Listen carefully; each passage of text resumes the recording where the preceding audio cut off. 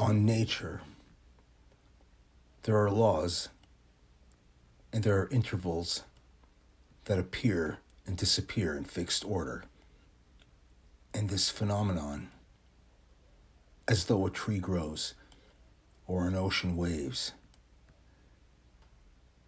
in the sense of our ability to recreate this meaning somewhere bounded between nature and sense. And this sense is as though it's the first order, a creation of true work and labor, born into beauty. No fallacies, no facades.